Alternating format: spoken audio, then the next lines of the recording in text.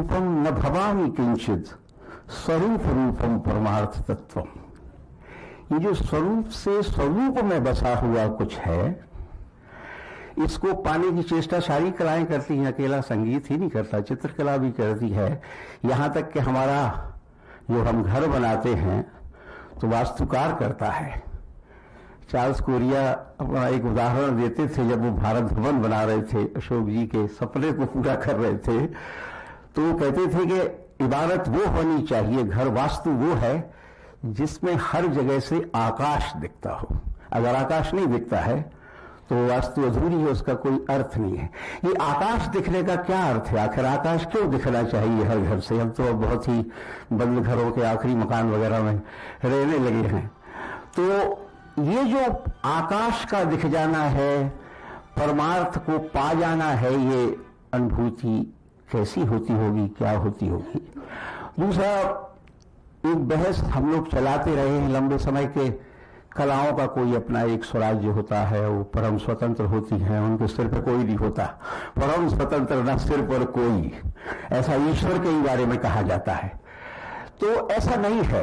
हमारे यहाँ विष्णु धर्मोत्तर पुराण वगैरह में ये कहा गया है कि सारी कलाएं अंतर्निर्भर हैं। अगर आप एक कला सीखना चाहते हैं तो आपको दूसरी सीखना पड़ेगी, दूसरी सीखना चाहते हैं तो तीसरी सीखना पड़ेगी, और इस तरह से सारी कलाओं में अगर आप निष्णात हैं तो इसका अर्थ है कि जो एक कला आप साधेंगे उसके आप वास्तविक साधक होंगे। कुमार जी का जीवन इस बात का उदाहरण है कि उन्हें मतलब वास्तुकारों को उनके गायन में अपनी सीढ़ियों के डिजाइन दिख जाते थे, और कवियों को कविताएं दिख जाती थी, चित्रकारों को, रेखा चित्र बनाने वालों को उनकी मुद्राओं में कुछ रेखा चित्र दिख जाते थे। तो और कुमार जी खुद भी कहते थे कि मैं जाहिर है कि मैं एक अमूर्तन को गाता हूं, उसका इतिहास नहीं बनता, मैंने गाया और गया, वो बचेगा नहीं। जैसा कि उदाहरण दिया जाता है कि कुमार गंधर्व रोज गा के मरते हैं। तो ये जो उनके भीतर एक गहरा नश्वरता का बोध था, इस बोध ने कुमार गंधर्व को कुमार गंधर्व बनाया। दूसरा, उनका मुझे सारा गायन कि केंद्र में कबीर है। वो बार बार कहते हैं अपने साक्षात्कारों में कि कबीर हमारी वीकनेस, उसके सामने अपना टोटल सरेंडर, ये बार बार कहते हैं। यानी वो तुलसीदास को गाते हैं, सूरदास को गाते हैं, मीरा को गाते हैं, तुकाराम को गाते हैं, बाल गंधर्व का पुनर्मूल्यांकन सभी कुछ करते हैं, लेकिन कबीर के आगे उनका तो इतनी सरेंडर क्या है? कबीर में उन्होंने क्या ऐसा पा लिया? कबीर की एक केंद्रीय भावना है, हम ही हम में खेलेगी, हम ही हम में खेल रहे हैं, जिसका आपने भी आपकी फिल्म से और आपकी बातचीत से जिक्र हुआ कि ये हम ही हम में खेलना क्या है। युगल युगल हम योगी, इसका एक बड़ा प्रामाणिक उदाहरण है कि सब ठौर जमात हमारी जमात, हम ही सब ही ठौर पर मेला, हम सब में हम ही बहुरी अकेला। अवधूता हम ही बहुरी अकेला, तो अपनी मही में आप में डोलूं। तो ये जो कोई स्वर लगता होगा उनका, कुमार गंधर्व की अपनी कोई मही होगी, और खेलूं सहज इच्छा, बिना किसी इच्छा के जैसे मैं खेल रहा हूं। तो संगीत को शायद पाने की ये अभीप्सा, ऐसा मैं मानता हूं कि बनी रही होगी।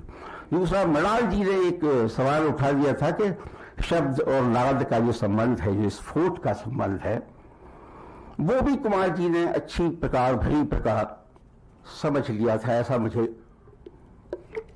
दूसरे संगीतकार भी समझते होंगे शब्द और नाद के संबंध को, लेकिन कुमार जी का कुछ समझना अलग तरह का था। दूसरा, जो उनके गुरु थे, मैं जब जीवनी लिख रहा था तो उसमें मुझे ये पता चला कि वो आवाज की उपासना पर शोध कर रहे थे, B.R. देवधर। और वो कराबी जी से हमने कहा था वो किताब मुझे देखने को नहीं मिली, क्या वो लिखी गई वो शोध बाद में आवाज की उपासना पर? देवधर जी की पुस्तक है हाँ, तो वो मुझे देखने को दुर्भाग्य से नहीं मिली कि आवाज की उपासना क्या होती है। और चूंकि कुमार गंधर्व के बारे में कहा जाता है कि तमाम उनके जो पहले के संगीतकार थे वे सबकी आवाजों को परखते थे, सुनते थे, वो अपने लिए उसमें से चुनते थे और अपने शिष्यों के लिए भी उसमें से कुछ जो भी अमृत की बूंदें वगैरह हैं वो उनको पर छलकाते रहते थे। अब ये जो विषय है इसमें मुझे सुविधा है एक लेखक के नाते कि लोक रचना और राग रचना। लोक में पांचों विषय जागृत रहते हैं, यानी रूप, रस, गंध, स्पर्श और शब्द।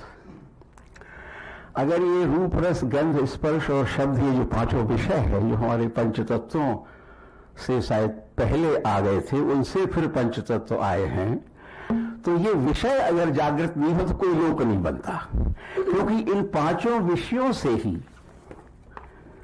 सारी कला सृष्टि होती है, लोक सृष्टि ही होती है। तो अगर लोक सृष्टि इन्हीं से होती है, सारी कला इन्हीं से होती है, तो राग रचना भी इन्हीं से ही होती होगी। मैं इसी पर एक छोटा सा अपना जो नोट है वो आपको सुनाता हूं।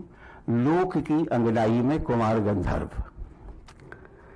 पंडित कुमार गंधर्व के धुन उगम राग लोक की अंगनाई में बसी अंतरलय से उमग कर आए हुए लगते हैं। उनकी बंदिशें भी विलंबित और द्रुत लय में अपने आप उनके साथ चली आती सी लगती हैं।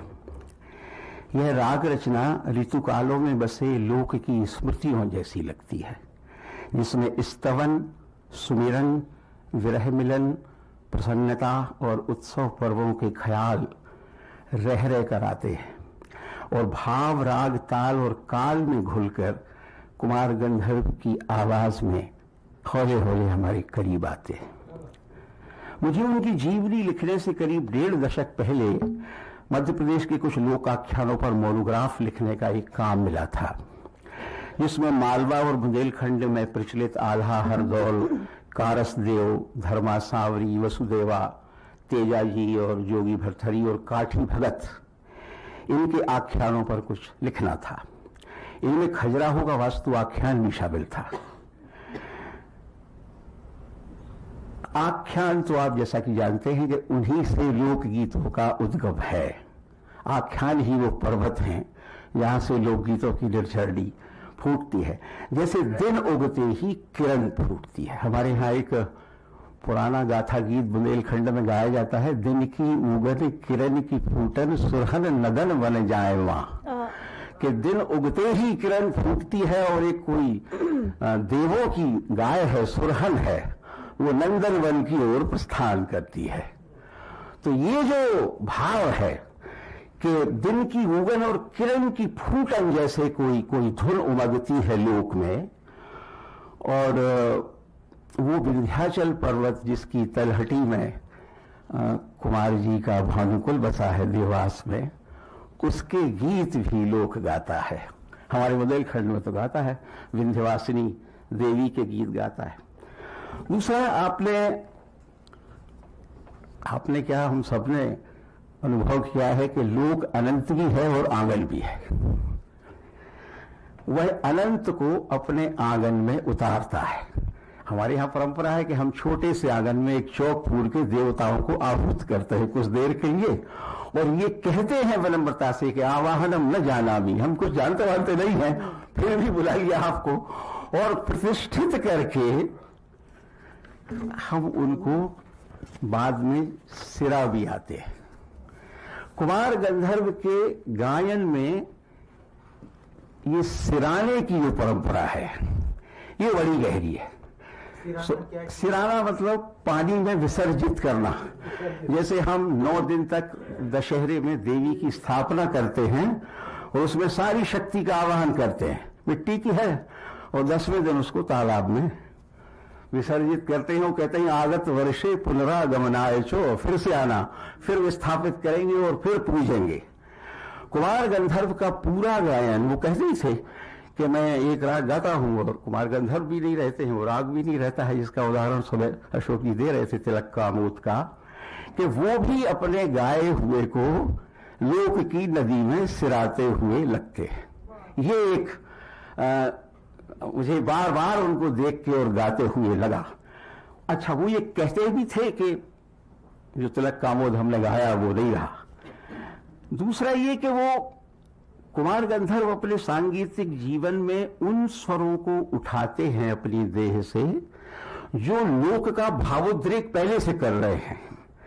मतलब यहाँ उनके शिष्यगण सब बड़े शिष्य बैठे हैं, सत्यशील और मुद्गल जी, कलापनी, कि वो अपना सड़ज खोजने जाते थे लोक में। वो कोई पंढरीनाथ कोल्हापुरी उनके साथ जाते थे, वो छुपके गीत सुनते थे, क्योंकि गांव की स्त्रियां सामने नहीं आती थी, फरमाइश पूरी नहीं करती थी, तो छुपके कहीं झाड़ियों में सुनते थे और सड़ज खोजते थे उसमें, ताकि उसको फिर राग रूप में वो परिष्कृत कर सके।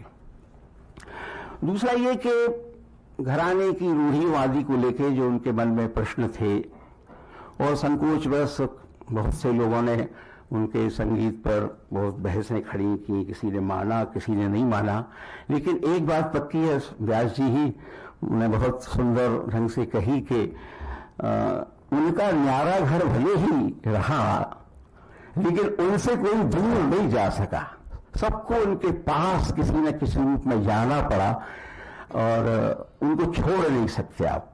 वो आपके संगीत विचार से भी नहीं छोड़ सकते, संगीत के आचार से भी नहीं छोड़ सकते। कुमार गंधर्व लोक में कुछ इस तरह बसना चाहते थे। एक मराठी लेखक से रविंद्र पिंगे, वो उनके घर गए मिलने, और उन्होंने कहा कि कुमार जी आपके घर का कोई फोटो वगैरह है? तो कह रहे जी कहाँ फोटो वोटो है, मैंने इतने बड़े बड़े पेड़ लगा रखे हैं, उनके पत्ते आड़े आते हैं, इस घर का आज तक कोई फोटो उतरा ही नहीं, लेकिन मुझे पेड़ अच्छे लगते हैं, मैंने छोटा मोटा बगीचा नहीं लगाया, बड़े पेड़ लगाए, ताकि उन पेड़ों के पत्ते झरने पीकने आदि से पूरे संवत्सर का मैं घर बैठे हाल जान लेता हूं। पूरा संवत्सर, सारी षड ऋतुएं मैं इन वृक्षों से देख लेता हूं। अब आप देखिए कि जो उनके गीत वर्षा हेमंत आदि जो ऋतुओं को उन्होंने गाया है, उसके पीछे भी बिल्कुल यही दृष्टि है कि गर्जन तर्जन के साथ सुर शब्द घन घिरते। अगर हम ऐसा कुछ कहना चाहें कि वो आकाश में बारिश को देखते हैं सुनते हैं, तो उनके सुरों के घन, उनकी बंदिशों के शब्दों के साथ, जिसको मैं सुर शब्द घन कहना चाहता हूं, वो कुमार जी पर घिरते हैं और वो गा उठते हैं। तो कहीं हेमंत ऋतु में ठिठुरते हुए स्वरों को वो गाते हैं, कहीं वो वसंत के उपहारों को गाते हैं। और सारे जो हमारे कवि हैं, सूरदास, कबीर, मीरा, तुकाराम आदि, उनके संगीत में यूं ही डेरा नहीं डालते हैं, नया विन्यास पाने के लिए डेरा डालते हैं। वामन हरि देशपांडे वगैरह जो उनके बहुत सूक्ष्म विवेचनाकार रहे हैं, जिन्होंने अनुप्राग विलास की भूमिका लिखी, तो कहते थे कि भक्ति पद और भजन वगैरह तो बहुत संगीतकार गाते ही रहते हैं, लेकिन भक्ति पदों को नया सांगीतिक फॉर्म देना, नया शिल्प देना, और उसको बकायदा एक शास्त्रीय संगीत की विधा में रूपांतरित कर देना, ये काम कुमार गंधर्व ने बड़ी गहराई से किया। एक बात और हुई कि उन्होंने अपने गाने को कभी बौछार में, कभी झड़ी में और कभी रिमझिम में बांटा गा के। आप उनका गाना सुनिए, उनकी ताने सुनिए, उनकी बोल ताने सुनिए, उनके गाने का ढंग देखिए, तो कभी वो बिल्कुल रिमझिम जैसा है, कभी वो अच्छी पलती बौछार सा है, चांटे लगाती सी, वो कभी झड़ी सा है एकदम जैसे मखा बरस रहा हो बिल्कुल, और मूंगफली सिक रही हो और सब लोग खा रहे हो। ऐसा जो एक लोक को परखने का ऋतु काल में, संवत्सर में, क्योंकि जो रूप रस गंध स्पर्श है वो इन्हीं ऋतुओं से झर रहा है और लोक के आंगन में झर रहा है, जहां से कुमार गंधर्व स्वर उठा रहे। दूसरा ये कि दूसरा नहीं, नौवा। हाँ, असल में दूसरा कहने का एक अजीब सा मुहावरा है, तो वो दूसरा ही होता है हमेशा। दूसरा ये कि उत्सव मनाते हैं वो, उनके यहाँ जो सुबह कोई किसी ने कहा था ना कि सास ने दिया घूंघट के पट खोल तो पिया मिलेंगे, इस तरह का सब कुमार गंधर्व में नहीं मिलता आपको। वो उत्सव मनाते हैं तो अपने गायन में उनमें लोग की हंसी ठिठोली भी आपको मिलती है। रसिया को नहर बनाने वाला गीत भी वो गा सकते हैं। दिल दिल घोड़ी नाचती हुई कूदते फादते नगर में चली जाती है, अच्छा लगीना लिखाए, अच्छी लगोन लिखाने चली जाती है उनके ही बंदिशों में। कोई किशोरी संज्ञा ससुराल जाने की तैयारी कुमार गंधर्व की बंदिशों में करती हुई लगती है। उन्हीं बंदिशों में कोई बैलगाड़ी पर भाई चला आ रहा है, भाभी के साथ पचरंगी पाग ओढ़े, भाभी की चूड़ियां खनक रही हैं उनकी बंदिशों में। तो ये जो आगमन और विदा का जो संबंध है लोक का, उसको वो अपनी राग रचना में ले आते हैं। यानी दृश्य, दृष्टि और दर्शन एक साथ उनकी सांगीतिक कला में प्रतिष्ठित होता है। दूसरा, मैं मालवा की लोक धुनों की चर्चा जरूर करूंगा और उन्हीं के शब्द आपको सुनाना चाहता हूं जो उन्होंने कहे थे, और उनका दावा बिल्कुल सही है। अगर आप मालवा की लोक धुनें उनकी सुने, वो कहते हैं कि ये महफिल लोक संगीत की है। उन्होंने उदाहरण देकर समझाया कि यमन, मालकौंस या अन्य कोई स्थापित राग हो तो ऐसे प्रत्येक राग का न सिर्फ ढांचा ही निर्धारित है, बल्कि स्वरों के लगाव और उनके मुहावरों का भी एक सांचा बन गया है। वे कहते हैं कि निश्चय ही विभिन्न गायकों द्वारा प्रस्तुत मालकौंस में कंठ की मधुरता होती होगी, तान की तैयारी होती है, घरानों की तालीम होती है, संगीतकार की प्रतिभा का अंतर भी होता है, पर ऐसे सांचों में ढले संगीत की अभिव्यक्ति में वही बातें बार बार नजर आती हैं। और वो कहते हैं कि मेरा प्रयत्न उस सौंदर्य से साक्षात्कार कराना है जो शास्त्रीय संगीत की चौखटे की सीमा के बाहर जाने वाले सांचों में भी ढाला गया है।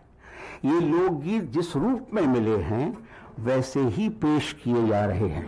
और वो ये कहते हैं कि ये गायकी इनसे ही उद्भूत है, एक तरह की स्वयंभू गायकी है। इस पर बड़े प्रश्न भी उठाए गए थे उनके मित्रों द्वारा और उन्होंने गा के सिद्ध किया कि है। दूसरा, कुछ एक और वो लोक से संबंध बनाते हैं जो हमारे यहाँ है कि जो पहले हो गए जो लोग हैं वो भी आखिर लोकों के निवासी रहे हैं, तो जैसे वो कालिदास से संबंध बनाते हैं।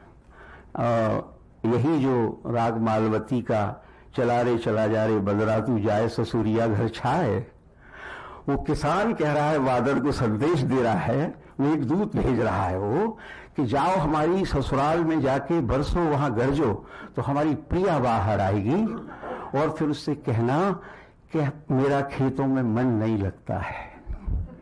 ये राग मालवती है। और फिर वो शुरू होती है मध्य लय ताल में प्रसिद्ध। एक बात यहाँ कहना चाहूंगी, भारतीय शास्त्रीय संगीत में ये मेरे ख्याल से बहुत बिरला प्रसंग है जब पुरुष का विरह बंदिश के माध्यम से आया है। वही कि वो संदेश नहीं, वहां भी यक्ष भेजता है, लेकिन फिर वो आता है मंगल दिन आज बना घर आयो, आनंद मन भरा बावरी भई मैं तो, बनरा मुख देखन सहेलिया मिल आयो, गावन लगी गीत बावरी भई मैं तो, जो कि उनका और दूसरे जो और भी राग हैं उनके नाम आप लोग परिचित होंगे। सहेली तोड़ी है, बहुमत भैरव है, बीहड़ भैरव है, निंदियारी है, संजारी है, मघवा है, लगन गंधार है, राही है, अहि मोहिनी है और मत्सुर्या है। मत्सुर्या की थोड़ी मैं एक दो बातें और कहूंगा। इसकी कहानी मेरे जीवन में बड़ी दिलचस्प है। मैं चूंकि अशोक जी के अधीन बहुत काम करता रहा और ये व्यस्त बहुत रहती थी, तो सुबह सुबह इनके घर जाना पड़ता था कुछ फाइलें वाइलें लेके। तो बल्कि वो जो जीवन मेरा गुजरा है, अगर वो ना गुजरता तो ना कुमार गंधर्व से मेरा दरस परस होता और ना मैं उनकी जीवन लिखने की योग्यता हासिल करता। ये उसी से हुआ। तो हुआ ये कि एक दिन में बड़े सवेरे गया तो अशोक जी के पास एक बहुत पुराना टाइपराइटर है रेमिंगटन का, खड़खड़िया। वो अभी भी उनका पीछा नहीं छोड़ता, या वो ये उनका पीछा नहीं छोड़ते। वो पूरे दुनिया की यात्रा कर चुका है वो टाइपराइटर, उसके बिना ये जी नहीं सकते करते हुए। तो ये उस पर टाइप कर रहे थे और एक कुमार जी का बज रहा था राग।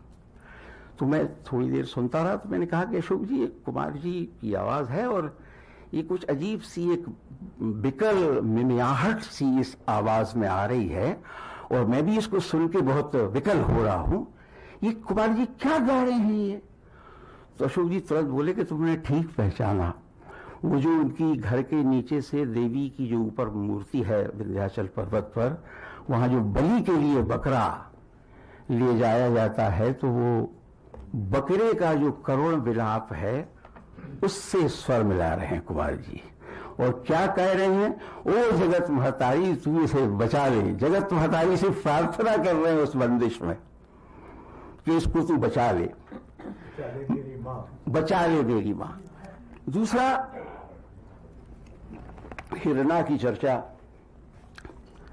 कुमार गंधर्व का एक जो पद है कबीर का, हिरणा समझ बूझ बल चरना, मुझे वो उनकी संगीत शिक्षा से और हमें उनके संगीत से शिक्षित होने में बहुत मददगार लगता है। जैसे वो उनका एक दर्शन जैसा है।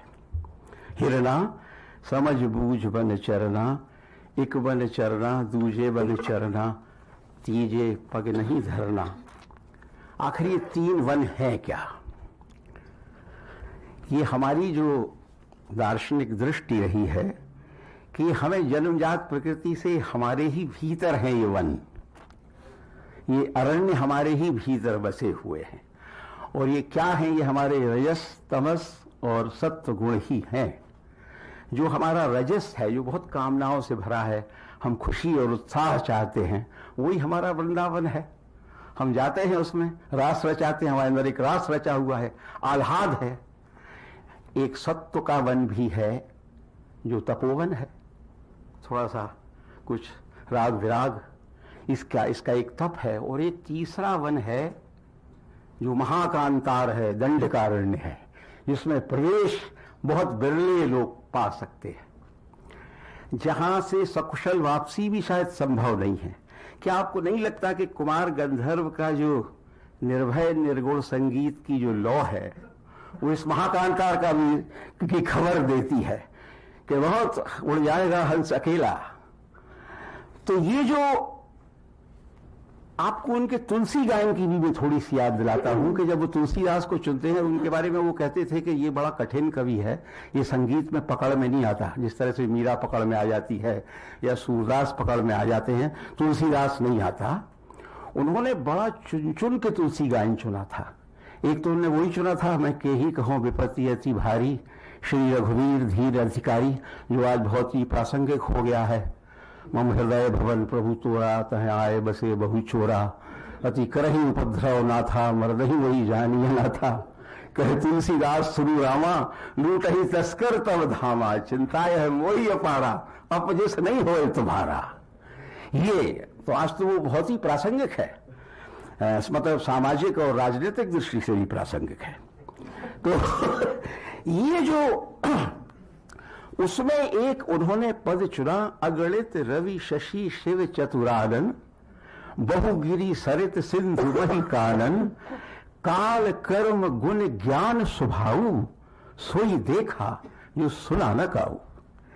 आप उनके पूरे गायन को और गायन के चयन को देखिए, वो जितने पद चुनते हैं उसमें आपको काल, कर्म, गुण, ज्ञान और स्वभाव, ये जो सृष्टि के हैं, यही हमारी देह के भी हैं, ये पांचों किसी ना किसी रूप में कहीं ना कहीं लोक के आंगन में उन्होंने हमको गा के सुनाए। अंत में ये कि आपको कहीं ऐसा नहीं लगता कि उनके जो छोटे छोटे राग हैं, भक्ति पद हैं, वो लोक में सजे कुछ छोटे छोटे मंडपों जैसे हैं। और कुमार गंधर्व हर बार एक नया मंडप बनाते हैं और उसमें एक नया अनुकीर्तन रचते हैं। हमारे मित्र वागीश शुक्ल पता नहीं चले गए, वो कहते थे कि हम सब लोग कुछ नहीं करते हैं, मूल कीर्तन तो हम जानते नहीं, हम तो सनातन के मंदिर में खड़ताल लिए अनुकीर्तन करने वाले लोग हैं कुल मिला के, हम मूल कीर्तन नहीं जानते। कुमार गंधर्व भी यही कह रहे हैं कि वो अनुकीर्तन करते हैं, छोटे छोटे रागों के, बंदिशों के, पदों के वो मंडप सजाते हैं और एक नया भक्ति आंदोलन के वो प्रणेता भी लगते हैं। संयोग से वो भी दक्षिण से आए थे, भक्ति भी आई थी और नया पुरुषार्थ कहलाई थी, बल्कि पांचवा पुरुषार्थ कहा गया। तो कुमार गंधर्व ने भक्ति पदों में जो गायन में जो विशिष्टता अर्जित की, उसको नया फॉर्म दिया, नया कला रूप दिया, उस पांचवें पुरुषार्थ को जो बहुत ही सुमिरन की कड़ियां उसकी टूट रही थी, बिखर रही थी, यहाँ वहां एक तरह का पाखंड भी उसमें आ गया है, कुछ भी लोग गाते रहते हैं भक्ति के नाम पर, उसको उनने एक तरह से फिर से लोग प्रतिष्ठित करने का काम किया। और अंत में ये है तीसरी बार कि वामन हरि देशपांडे ने एक बात याद दिलाई है जो बड़ी मूल्यवान है, कि वो म्यूजिकल इवेंट्स के संगीतकार थे, यानी गाते हुए उनके गायन में नई नई सांगीतिक घटनाएं घटती थी। उनको उनका अंदाज लगाना मुश्किल था कि आगे क्या होने वाला है अगले पल। और उन नए इवेंट्स के कारण और उनकी तानों की तेजी के कारण संगीत समीक्षक ये भी महसूस करते रहे कि जो दूसरे विश्व युद्ध के बाद जो दुनिया बदली है, आखिर शास्त्रीय संगीत भी तो अपनी कोई समकालीनता पुष्ट करेगा। तो जो तानों की उनकी तेजी है, तो जो दूसरे विश्व युद्ध के बाद जो बदली हुई विकल दुनिया है, एक अलग तरह की विकलता है, वो उनकी तानों में दिखाई देती है। इसी कारण अशोक जी ने एक बार कहा था कि वो परंपरा की जमीन नहीं छोड़ते, वो आधुनिक भी बनाते हैं उसको और उसको उत्तर आधुनिक भी बनाते हैं। यानी जो तरह तरह के मुलम्मे अकेले भाषा पे ही नहीं चढ़े हैं, उत्तर आधुनिकों ने तो भाषा पे बात की है, संगीत पे 100 पर भी चढ़ गए हैं, तो उन मुलम्मों को भी वो साफ करने का काम करते हैं। और अंत में कबीर का बहुत स्मरण हुआ, तो एक पद में सुनाता हूं।